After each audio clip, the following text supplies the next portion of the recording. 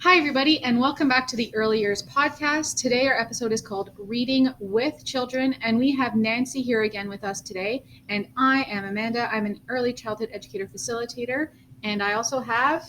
I'm here as well. It's Diane, and I am also an EC facilitator here with Durham District School Board.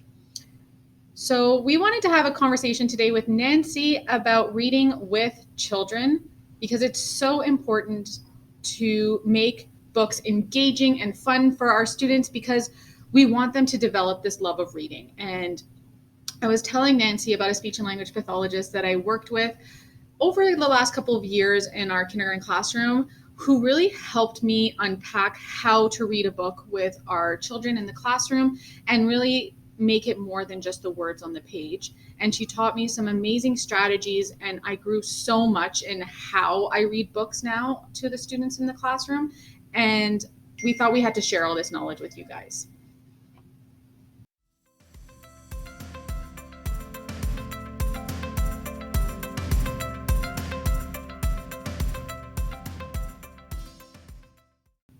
So we wanted to welcome Nancy here today. She's a speech and language pathologist with the Durham District School Board. How are you today, Nancy? I'm great, Amanda and Diane. Thanks for having me back. Amazing. We are very, very excited to unpack reading with children and really deepening our understanding of what we can get out of the books we read with our children in our classrooms.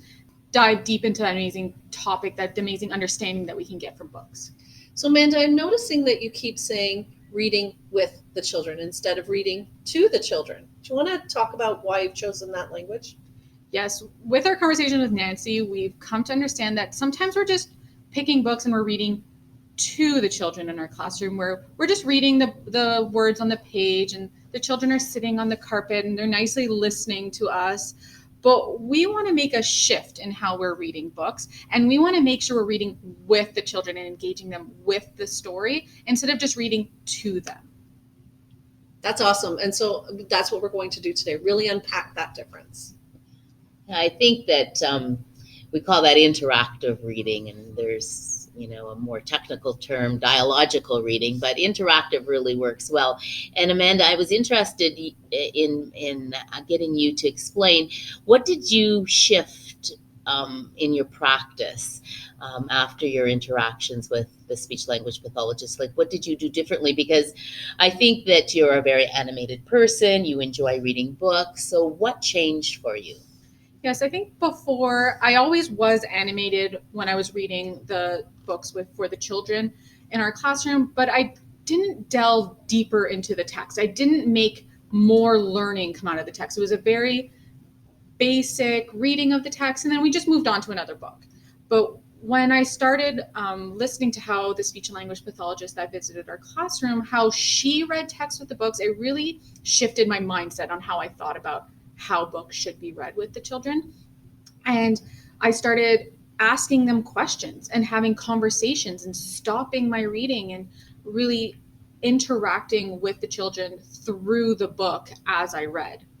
And that was a big shift for me, and it didn't happen overnight. So this wasn't something that one day I just started reading books like this. I started taking little bits that she was giving me and started incorporating them into our Read-Alouds, and really started building that capacity in myself up and being more comfortable with how I read these books. That's nice. That's great. Thank you so much for sharing that. I think that that's what we want to do with our texts that we're reading with children. We want to grow their oral language. We want them to not only understand the words on the page, but we want them to understand the concepts that are between the lines. So we call that reading the lines and reading between the lines. And I think that books are a wonderful platform to help grow oral language skills. And I think one of the things I think about for our very early learners is that sometimes we need to set the stage for them and give them an introduction to the book before we read the book. We need to tell them, you know what, this is a story about, and these things are going to happen, and there's a problem here, and let's listen to what happened in the book.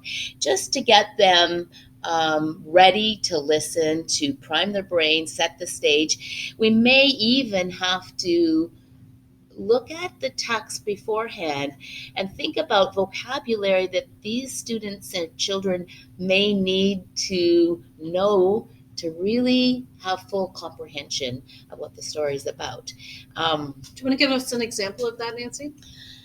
Well, Diane and Amanda, you shared with me a text today, My Mouth is a Volcano, written by Julia Cook, and I think it's available widely in the system. in the system. Okay, perfect. So My Mouth is a Volcano. What do we know about volcanoes? And I think that's really important because when I opened this book, the first page says that people say I erupt a lot. So I think children's understanding of what a volcano is and what like erupt means will be very important for them to really understand this text. So there's so many places you can go with helping children understand vocabulary. You can point to illustrations. You can ask them for a definition. You can have them say the word so that they remember what it sounds like. You can clap the word if it's clappable. You can do a lot of things so they remember the word, but then adding to their definition so they really have an understanding of how this word is now going to be used in the text is so important. It's a really interesting idea because I think that as I've read books with children, we pause at the word, but giving them that context prior to even entry is a good shift. That's an interesting idea. And I think there are some words that you want to do prior to because they are going to really affect the whole overall comprehension of what the text is about. There are other words, vocabulary words that as you arrive with, you're reading the book and you arrive at that word, you may want to ask the children, what do you think this word means? And it's appropriate to do it within the reading context.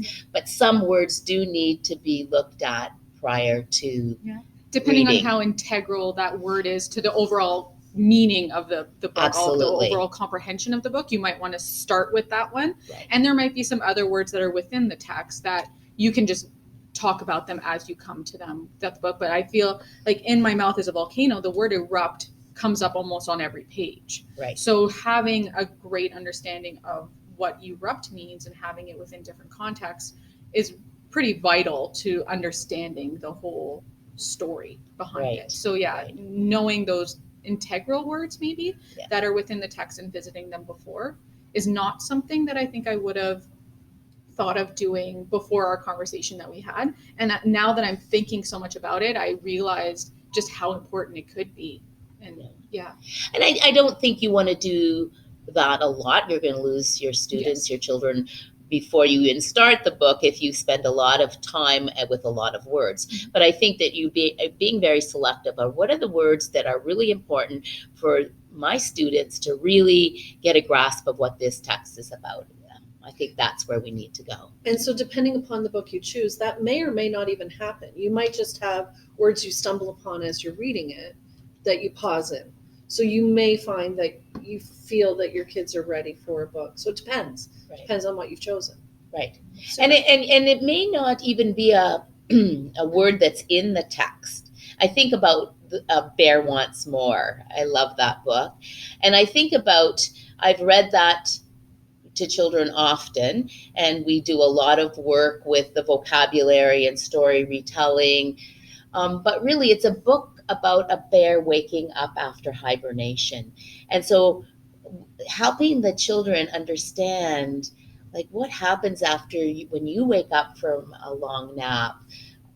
Are you hungry? And introducing that word hibernation that you've probably talked about in the classroom. I think it's really important for children to have that thinking as they're listening to the text being read.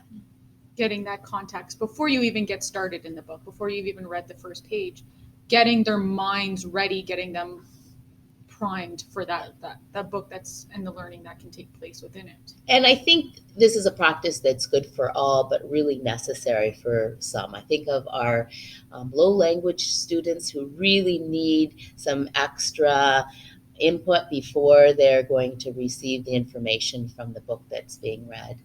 So this will be vital. And that's an interesting choice of book, Nancy, because I've often thought of Bear Wants More as a math book to help to embed that concept of what more means and how can Bear get more blueberries or, as we're reading through the book. So it's interesting that books lend themselves to a lot of different concepts depending upon what we're thinking about as well. But then taking that time to dig deeper, and that's really a lot of the conversation we wanted to have today as well. Yeah, absolutely. Now that our children are ready, their brains are primed for the books, we want to know just what should we be doing while we're reading the books? How can we involve our students more in the book while we're reading? I think that's the key piece. I think it's asking questions that are going to engage them and they're going to extend their thinking and make them want to know about this story, and having that conversation with the children as you go through the text. So I think when there are things that happened in the text that, wow, this is a surprise, you pause for a moment to get their input. Sometimes we ask the question and it's a yes/no question, or it's a one-word answer question, and then we move on. But pausing for a moment, some children do need those very direct questions like, who are the characters in this book so far? Oh, yes, that character and this character and this character. But other children need richer questions that will help really engage them and connect what they're hearing with things that they've had in the past. Yes. And so I'm even thinking about bringing attention to the pictures within stories, and even asking questions about the pictures, not even just the words that are in the text. And the speech and language pathologist that I worked with was great at coming up with questions for those students that are ready for a deeper understanding, questions about the pictures that really invoke a lot of great questioning with the students and a lot of great inferring with the text. And she really taught me to not only look at the words that are on the page to get my questions, but also the pictures that are there. Yes, because the books we're reading to our children right now have beautiful illustrations, and there's so many hidden things. And I'm having a memory of a book called Sam and Dave Dug a Hole. Yes. And I love the illustrations in that book. And if you look carefully, there were pages that look very similar, but there were a few visual differences. Mm-hmm. And when you point those out to children, they become very interested in, why was it an apple on the tree in this picture, but a pear on the tree in this picture? So I think that it's definitely like activating their curiosity and their wonder, and it's really important. And you can do that in a way that even children who need more explicit understanding, by using the illustrations, Mm-hmm. they can be involved in the conversation as well. Yeah. And it's making those connections to the text that they might not be able to have otherwise when you're pointing them out on the page, or even pointing out things that they might not be noticing right away. Right. So for that book, the whole book, I can never remember the title of that book, no matter how many times I try. I think it's Sam and Dave Dug a Hole. Yeah. And so when we were reading that text and you can read just the words on the page and get a good understanding of what's happening in the story. But as soon as you start questioning those images, hey, there's an apple there, oh, now it's a pear, or even what do you think they see? So putting the students into the text and asking them the perspective of the characters in the book. And what do you think? Like, there was a big diamond on one of the pages that as a reader you can see, but do the characters see it? And putting the students and making them see the different perspectives is also really important. And getting the students to get the different perspectives is great when you're just talking about the images on the page. Right. And it's especially important for some of our children who have a very difficult time taking the perspective of others. Yes. It's an excellent way to help them with that. One of the things I was thinking about as we were talking, sometimes students, especially students who don't have strong auditory memory, so that just means they're not remembering a whole lot of things easily, and they have shorter auditory memory. it's important sometimes to pause and summarize what's happened in the story so far. So thinking about doing that for some of your students and asking them, so now we know that these 3 children were on a mission and they were going to, and then having them fill in the blanks, but just doing a quick little review. And it also helps increase wonder, doesn't it? Mhm. Like, let's see what happened next. Yeah. Yes, so that we're not just rote reading a book. Yeah. We're not just starting at the beginning and working our way through every page, that we really could get 1 or 2 pages into any story and live there for a little while. Just stop on that. And I think all of those, because what we're trying to do with the text is we're trying to grow oral language. So if we go back and think about what is oral language, it's vocabulary, growing sentence structure, growing storytelling, connecting ideas with conjunction words, being able to answer WH questions, both very narrow WH questions and bigger thinking WH questions, and understanding all of those pieces. So this is oral language, and this is what we're trying to embed in our read-alouds when we're working. Yeah. I know when I was reading books in the classroom, a lot of the times I would pause on certain pages and ask the children questions like, oh, what color was the apple? And then it would elicit a 1-word answer from them. And that was, yes, it was getting at the topic, it was getting at the top context, and it was getting some vocabulary in there, but it wasn't really expanding our oral language. Do you have any tips for us about how we could embed more oral language into these read-alouds, how we can get more student input into them?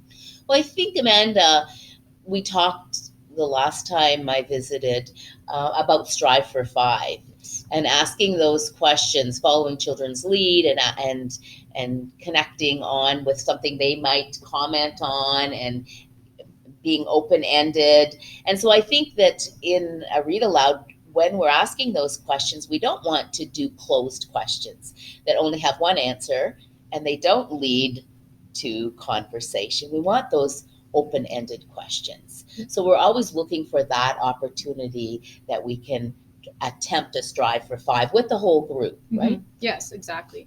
And does it, when you're doing Strive for 5 as with a read aloud, are you striving for 5 with one student, or can it be Strive for 5 with more than one student? Great question. I think it's a group Strive for 5, right? Because our youngest learners are informing each other and they have a lot of information to share, and we know that children learn information from peers, so it's a group share for 5.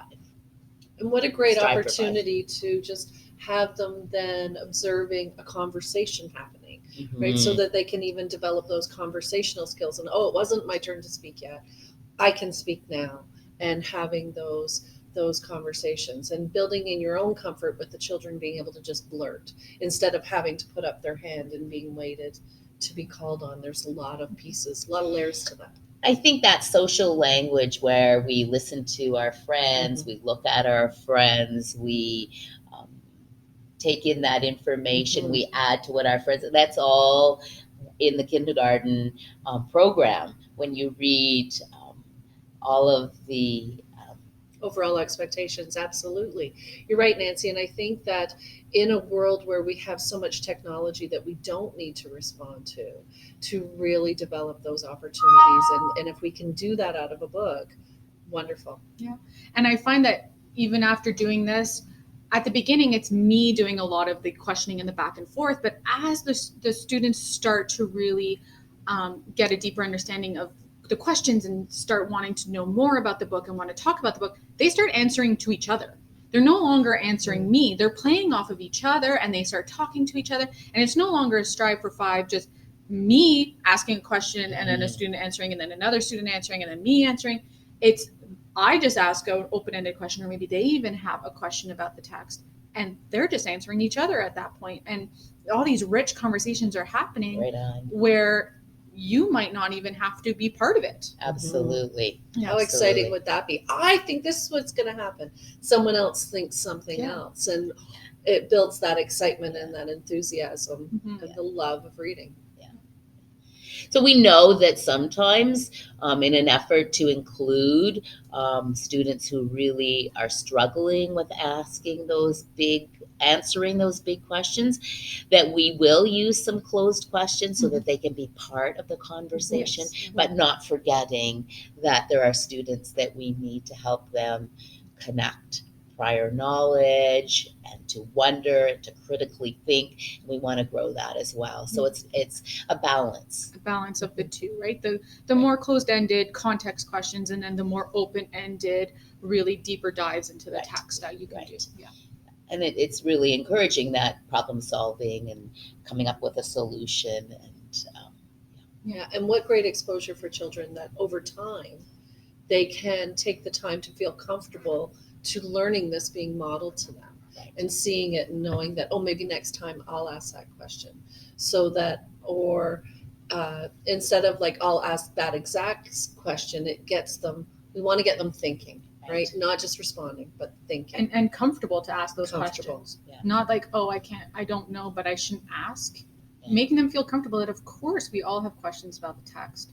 And we all have different experiences that we can speak to. And that's important too, that they get to ask their own questions. Right.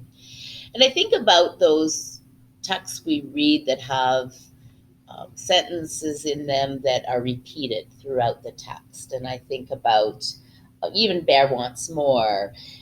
After Bear eats all the strawberries in the strawberry fields, he still wants more. And so providing those opportunities for children to chime in and to finish sentences and to participate, it's really important, because that's for sure where some of the students who are struggling with oral language have a really nice platform to be able to participate. I love the story as well earlier that you shared with Amanda and I, Nancy, as we were preparing for this, Rosie's Walk, and how you made that a kinesthetic experience for the children, because we need different opportunities for entry as well.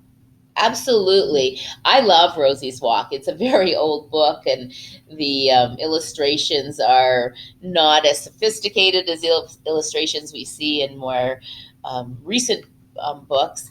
But it really lends itself to a lot of positional words. And Rosie is a hen, and she lives in a coop. The word coop, I don't think, appears in the text, but it's really great to introduce that.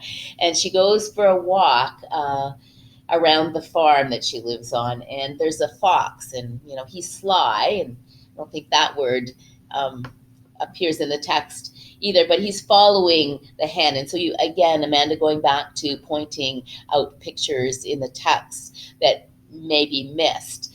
Rosie doesn't even know the sly fox is following her, and she goes around a pond and between some gates and behind. So lovely for students to be able to walk that story out as you're telling them, and having the props. They're pretty simple to put together. Move some classroom furniture around, and you can divide your students into two groups. One group can be the brave hen, and the other group can be the sly fox.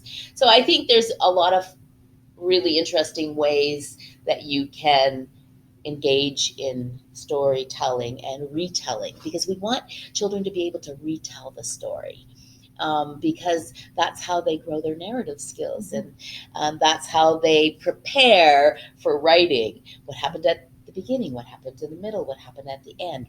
What was the problem? What were the feelings?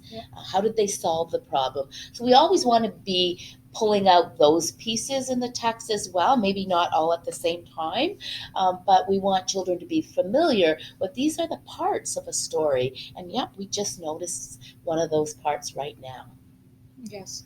And so the story retell, I always feel like that was part of how we always read a book. We would always talk about the beginning, the middle, and the end of the book, but then making them question it, putting it on them. So it's no longer just you telling them what the beginning, middle, and end of the book is and then showing them that. Asking them, even as you're reading the story, they start to get to know these words like character, and they can say the character in the book, and prompting them to do that themselves, I feel like is so important when you're reading a book. And it's about us being intentional Mhm. with that vocabulary, with pausing at those times. What do you think this page, is this the solution? Or are we talking about the problem? Have they figured out how to solve the problem? So you're using vocabulary, you're asking them to critically think about what you've just read to them, look at the illustrations, and we're growing skills in them, oral language skills that are important. And that was the shift for me. It's not just at the end of the book when you're talking about like a summary of the book at the end, if you will. Like it's not just about summarizing the book at the end. Oh, this happened in the beginning, this happened in the middle, and this happened in the end, and then there was 3 characters. But talking about it within the text itself so that the students can really relate to it and grow with their understanding as you're reading, instead of it only being at the end as an afterthought. Right. And one of the things, because we're talking about stories and oral language, one of the things that you can do also with some of the vocabulary in the books that you read to children is you can do phonological awareness activities. You can pause, you can put the book down, and you can say, wow, we just read a very interesting word. It was dilemma. First of all, we talk about what dilemma means. We give a definition. We try and sort it out. Then we all say the word dilemma. Let's clap the word dilemma. And then for the students who are able, as I say the word dilemma, what sound do you hear at the beginning? So you're bringing sound awareness or hearsay awareness to the vocabulary as well. And we don't do that at the very beginning, but the children have heard this story maybe 1 or 2 times, and they've heard this vocabulary, and we've been talking about it. And so now we're going to play with this word and play with the sounds or the syllables in this word. Yeah, I love that moving into the hearsay, right? This is a piece that we spoke about previously, and almost a missing piece that we're not necessarily spending as much time on as we could, right? We dilemma starts with a D, and here's all the letters. So moving away from that say stuff into the hearsay and what are actually the sounds you're hearing within these syllables. Yeah. What are the syllables, first of all, Mhm. and then what are the sounds? Okay. Yeah, exactly. And for early learners, I wouldn't ask them all of the sounds in the word dilemma because Certainly. it's too challenging for them. But they may be able to hear that duh at the beginning, Mhm. especially your second year kindergarten students. But being able to, because print is visible, right? So Yes. they're seeing it, but just taking that pause and closing the book and putting it on your lap and just saying, these are some of the words we've been hearing in our story. And I think it's important for children to hear themselves say the words, and then let's start playing with those words and those syllables and those sounds from a hearing perspective, that phonological awareness. So if we had access to books that were familiar but didn't necessarily have text on them, that would be a really interesting way to play with words too, right? Because they might still have a visual to anchor them in, but no text for them to try to use a say. I think of the mathology books that we shared across our system last year, and on the online version there was the copies of the books but without any text. So Right. that's what I was thinking Right. of, where we spoke a lot about the cozy nest and really what cozy, and so the word wouldn't be there, so they couldn't be telling you it was C, but it would just be a familiar thing without any text. It's a curious thing. Yeah, I mean, you can do that with anything. I have resurrected in some kindergarten classes the old conversation cards from the oral language kits. We got years ago from Scholastic. And there was kindergarten oral language kits, and they had big conversation cards. So there would be a situation depicted where a child was eating an ice cream cone. You could see the ice cream starting to fall. And so you might say, oh, what does she look? Disappointed. Oh, that's a great word. How many claps are in disappointed? There's no text. So you can use those cards for anything. You can Yes. tell a story about those cards. You can say what happened before, what's happening now. So any material that you're working with, if you're intentional, you can do a lot of these strategies, these oral language strategies that we've been talking about. You can do it with any material if you know what your intent is. Love that. And I love that intentionality piece of it, because we all love to do read-alouds in our classroom. This is something that we do as kindergarten educators. We bring stories into our classrooms, and that's something we're doing anyways. So if you're wanting to work in more oral language into your classroom and you know that that is something that's lacking, well, you don't have to come up with a whole other block of time. You don't have to take time out of at the end of your day and have a huge block where this is something that you're already doing. So integrating all that oral language into the things that you're doing throughout your day, like when you're reading a story, is so important because it's such a great opportunity to engage our students. Yes. So I think it's looking at the book as the adult looks at the book and finds the vocabulary that maybe we want to pull out of the text. Thinking about the questions we might be asking, and the connections that we might be trying to prompt. And also looking at how are we going to summarize this book? What's the problem in this book? What are possible solutions? So having a little bit of a pre-read, prior knowledge about what the book is about. And sometimes that's not possible, and sometimes we're just scrambling and we're going to read a story just for pure enjoyment, and that's fine. But if we're going to think about growing oral language and then being intentional about the books that we're choosing and what are the things that we're going to try and pull out of that book.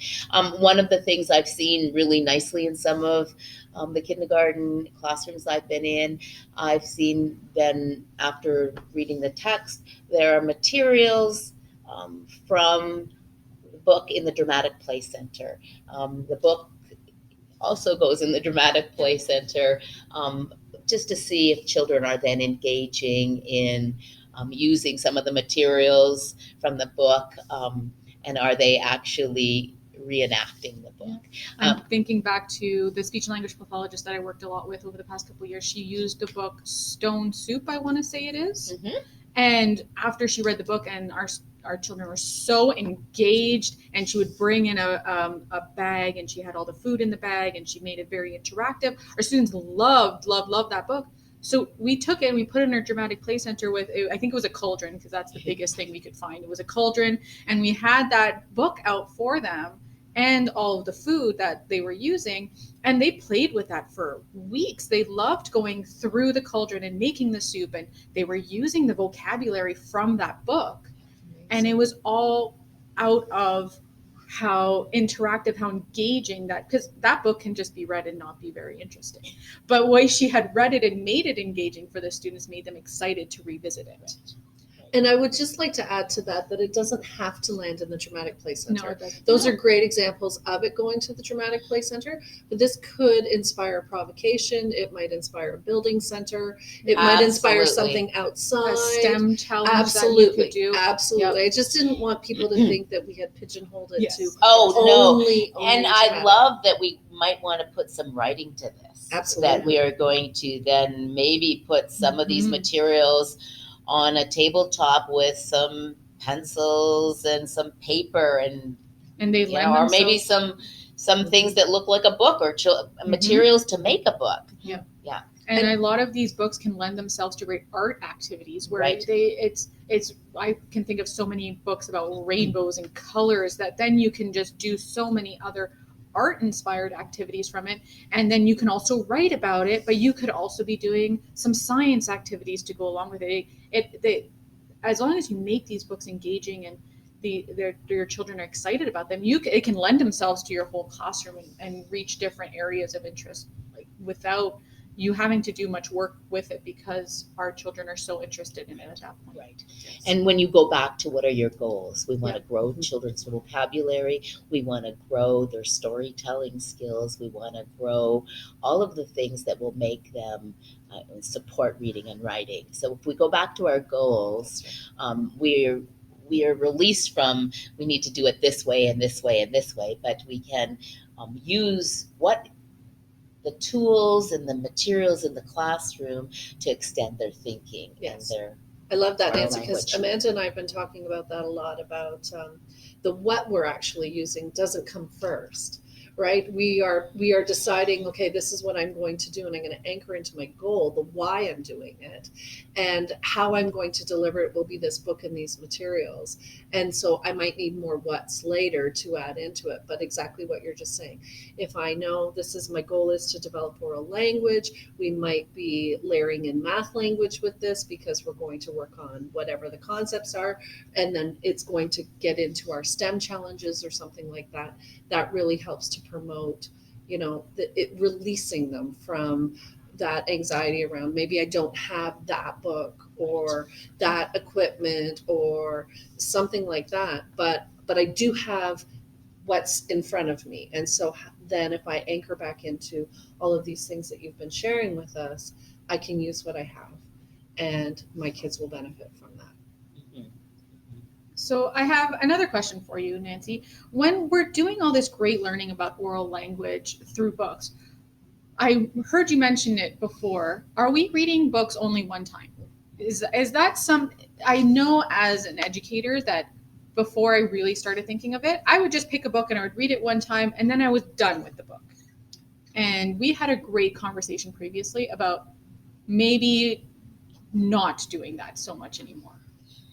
Yes, I mean, we've talked a lot over the years about repeated read-alouds, and um, I've been asking kindergarten educators, how often do you read a book? Because I'm interested. If I'm asking them to read it 3 or 4 times and pull out different aspects, pull out vocabulary and basic questions the first time, and the next time pull out big questions and story sequence, is that even a doable thing? And you know what? I think at the very, very beginning, let's aim for 2 repeated reads on a text, because I think going back, if you're excited about the text, if you're pulling information out, if it's going to be something a little bit different the next time, then children will buy into it. What I'm finding out is that little guys, maybe are going to get bored if you try and read a book 5 times without enthusiasm. Yes. But I think that we can work up to that retell more than once over time. I mean, and they might be thinking more about it too. So if you're reading it through the first time, they might only get a baseline knowledge of what the book is about, but then you go in for the second time, they might pick up on something else. And if you're excited and engaging while you're reading this, well, they're also excited and engaged. And they're buying into it using what you just said. I love that. They're buying into this book. They're excited about their learning, where you can build up that, hey, maybe next time I can read this for a third time. And then my next book, oh, let's see, they were really interested. Maybe it's a fourth one. And building up that engagement in the book, I think, is really important, and reading it more than once. And then there are similar texts as well. Yes. And I think that we may introduce a text with similar vocabulary and about similar ideas that may be interesting, and then you can compare and you can contrast. We came across this word in the other book we read about, let's say we're reading about art. So we have been reading stories about artists and creating art, and we've come across this word again. Can you remember that? And so then you get a chance to go back and what happened to the character in that book, and how is it similar to the character in this book? So there are many ways to do that. I think if we take it at, I have to read this book 3 times to the children and just do it as a task without thinking about why do we want to read a book more than once? What's the value for this child? Well, the value is we're growing vocabulary, we're growing oral language, we're growing critical thinking, we're growing story retelling. If we can meet those goals by reading it more than once, then let's do it. If we can't, then don't do it. And as I think about reading books more than once, Harry Potter books, for example, and or For yourself, for myself, okay. yes, for myself. But just as an example of that sort of, and it doesn't even have to be that, or television shows. And sometimes when you know what the ending is, and then when you go back and you read again, there's been foreshadowing that you missed, or you Right. didn't understand the importance of that. And so sometimes we have to explicitly stand in that spot with the child and say, oh, hang on. Well, now we know what happens. Like, Right. why do we even think the author put that in there? Right. And really grow those pieces as well, to develop that critical thinking, to get them thinking about what they think. Did you notice? That's right. Did you see that happening? Did you hear that? Did you think that was how that was going to go? If you wrote this story, what would you have Right. written into that Right. sort of thing? So sometimes when they know how fiction, I think, is a good opportunity for that, something's going to end, it changes how they're hearing the way the story is given to them a little bit, right? And I see that through my own experiences, like missed that the first time, and because for whatever reason, right? And so I think that helps to build in those skills for children as well.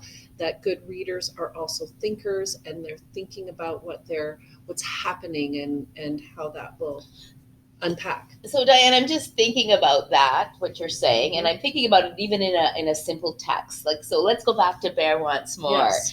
And at the end of the story, Bear has eaten so many things, and his stomach has grown so large that he can no longer get into his den, and he gets stuck. Right. And so then they have a party out on the grass, and they bring all the cookies that they've made. All his friends have created this party for him, and they bring the cookies out, and Bear eats them all and falls asleep.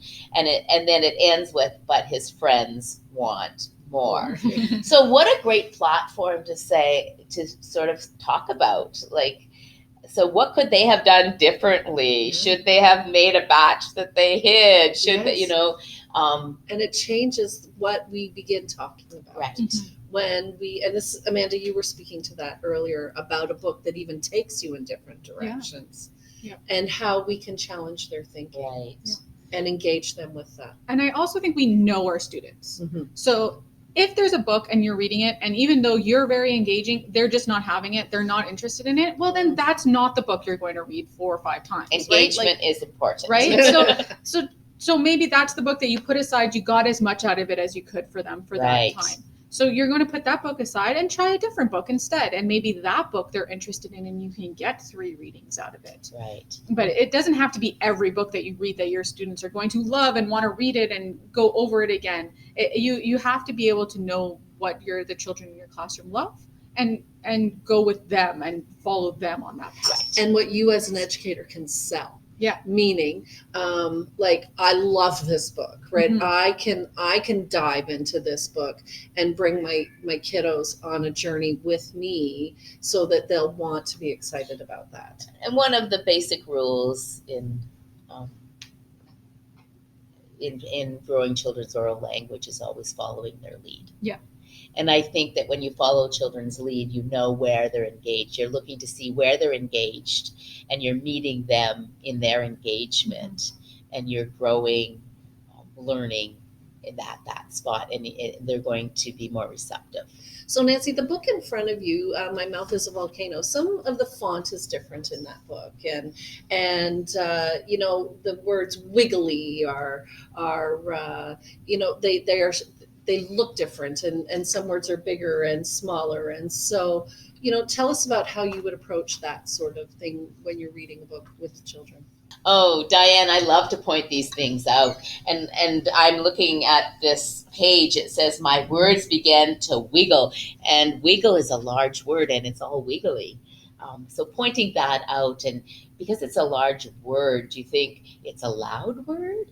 I think that's really important. And then students really start to be more expressive when or even ask them, how should I read this book? Yeah. Should I read it? I like to wiggle. I like to wiggle. I like, and giving them the different ways that they could even read the book and asking them, how would you say wiggle? And adding a movement to it. Yes. So many of the books we read to our young learners have movement in them. I'm sorry, I'm going back to that bear, but he does all kinds of tromping and stomping, and sometimes our young learners need to stand up and do that. Yes. And then sit back down and Yes. listen again. So absolutely, I think that there were books from Key Links. And they were big books. I don't know if you remember them, but they had beautiful text variations, big words, explosive words, small words, and just talking about those small words. Should we be whispering them? And having children really think about what they're seeing on the page and how they're going to retell in an expressive way. And how that would then carry over to their own writing. Yes. Because now they can put so much more into their writing when they're seeing it in print in front of them. And what are they inferring when they see when they're reading? And if they have a word that's written in capitals and it's bigger font, what do they think about that word? So I mean, we're always looking for oral language to support reading and writing. And so how are we helping them in all aspects? Nancy, I want to thank you so much for joining us again and having this great conversation about how we can read with children instead of just reading to children, and really making us think about how we read in our classroom and how we can put so much more into the books that we read. Well, thank you, Amanda and Diane. And we've just really scratched the surface. There's so much more we can say, but this is a conversation, and it will continue. And I'm sure there are many other voices that can add more information to this conversation, because together we're stronger in how we support children in our classrooms to be good readers and writers. Amazing. Well, thank you for opening that conversation with Amanda and I today. Nancy, that's great. Thank you so much for everybody that tuned in and listened to the Early Years podcast. If you'd like to learn more about us and our work in the Early Years Department at Durham District School Board, you can follow us on Instagram and Twitter at DDSB Early Years, and we will catch up with you all next time. Thank you.